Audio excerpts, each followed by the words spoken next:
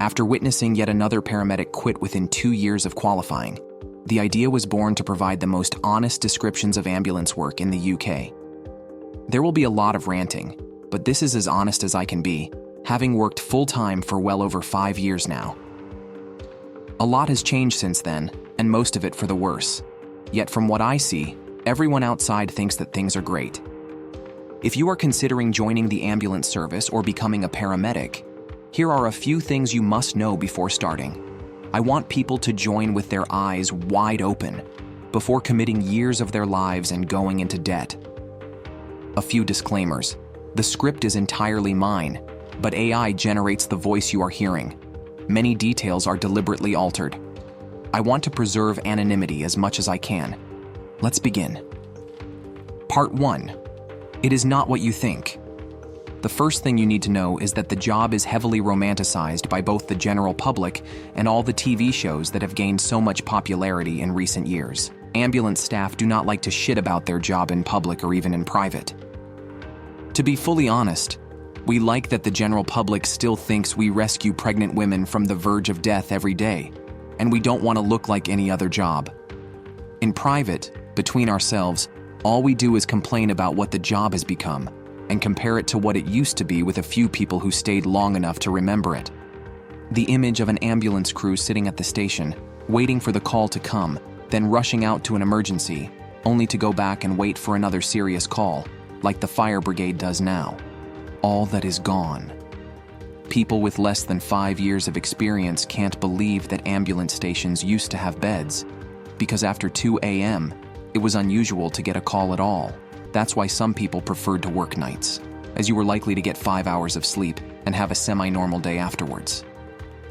Now, from the moment you log on, multiple calls are waiting for you, only some of which are serious, most of which are pretending to be serious, and some are just outright ridiculous. And somehow, you will often go to the ridiculous one first, while the serious ones wait, but more on that later. Nights are busier than days. The workload is similar, often due to calls still made during the day, but with far fewer resources. The TV shows make it look like every patient is either a life or death situation, and the crew is living their best life. A few episodes feature my colleagues. Trust me when I say that what really happened and how it was later portrayed give two completely different impressions. A simple guy with abdominal pain who received a paracetamol drip and got transported to the nearest ED, a job no one would mention as an event in any way, was portrayed as if my colleague saved his life by identifying a potentially life-threatening condition and rushed him to the hospital before it was too late. None of it was said openly, but through editing, music, and a dramatic voiceover, you had an impression that our guy was really unwell there. In reality, the crew only wondered why he even dialed 999 and didn't just take a taxi to the hospital. Recently, social media paramedics have also emerged, showcasing only the positive aspects of the job, often accompanied by a heavy dose of humble bragging. You know the type. A 20-something student telling you how in one shift they went to a stroke, a major trauma, rescued a puppy on the way to their meal break, and then delivered triplets. The truth is that being a frontline paramedic is far less spectacular than everyone thinks. Too many times, the expectations of new students and observers are crushed by a 12-hour shift of doing basically nothing, just on blue lights. A 3-year degree is an investment of time and money, and to waste it on something that they quickly realize is completely different from what was advertised is a massive blow. If you want to take my word for it, yes, being a paramedic can be extremely rewarding, sometimes. This is one of the very few jobs that are relatively easily accessible to an average person, where you can make a real difference all by yourself. It's a job with very few incredible highs that make you feel like you're on top of the world. You get to be the hero who delivers a baby in a bus or brings someone back from near-death hypo with one injection. It all feels great. Unfortunately, there are lows, and they are much more common. You will witness someone's worst moments and be expected to guide them through it. You will inform families of their loved one's death, and you may need to deliver a child you know to be stillborn. You will also see the side of people that they usually try to hide.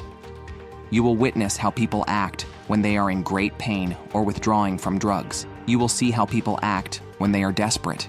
and you will see what people value and regret at the end of their lives. You will see the consequences of people's choices, lifelong smoking, drugs, and alcoholism, and how it affects both them and the people around them. Most of the time, however, it is neither the high nor the low. What we mostly go to is what we call regular bullshit, which we slowly get numb to and inevitably become jaded.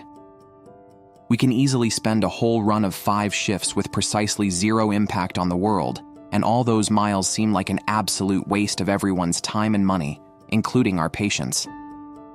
If we had not been there, nothing would have changed, or ironically, the patient would have been better off. The 2 emotions that most accurately describe the current state of ambulance work are frustration and apathy. What is so frustrating is that being a paramedic should be the best job in the world, but it has been ruined by the system that sends us to regular bullshit dressed up as an emergency. It is not the fact that we go to sore throats that is so frustrating.